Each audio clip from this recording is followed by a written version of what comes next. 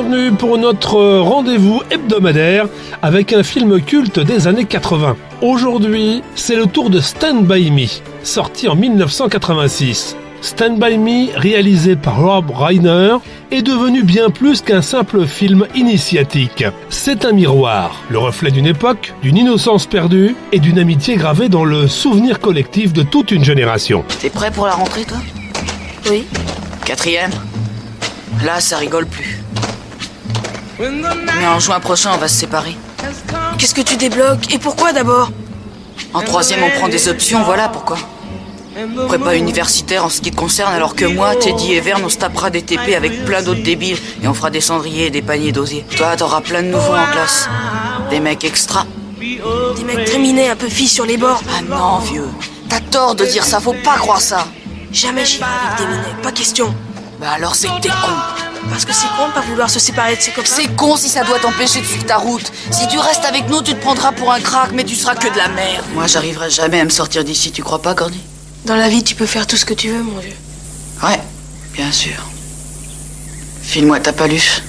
On se voit un de ces quatre.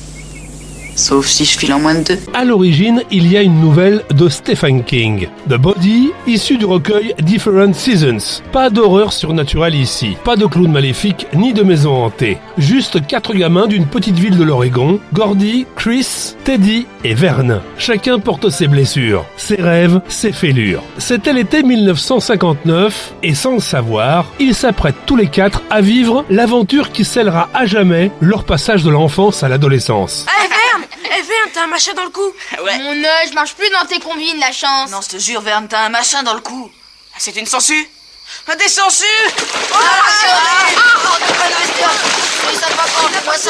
La force du film repose sur la simplicité et sur la vérité qu'elle renferme. Chaque spectateur y retrouve un bout de sa propre enfance. La bande de copains, les discussions absurdes qui semblaient cruciales, cette impression que l'été durerait toujours. La caméra de Reiner suit leurs pas sans artifice, préférant capter les rires, les silences, les peurs.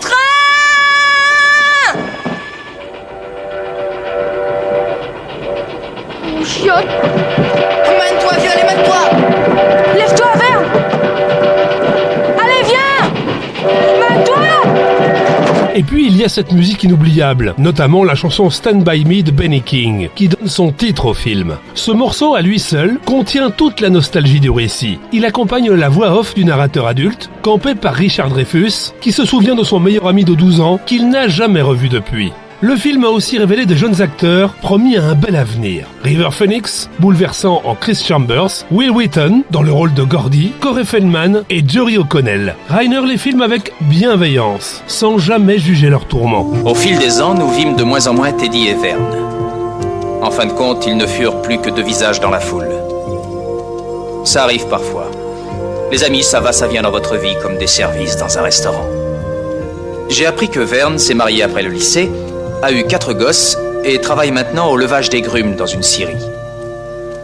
Teddy a tenté d'intégrer l'armée à plusieurs reprises, mais ses yeux et son oreille l'en ont écarté. Aux dernières nouvelles, après un peu de prison, il fait des petits boulots à Castle Rock. Chris s'en sortit. Il suivit les prépas universitaires avec moi.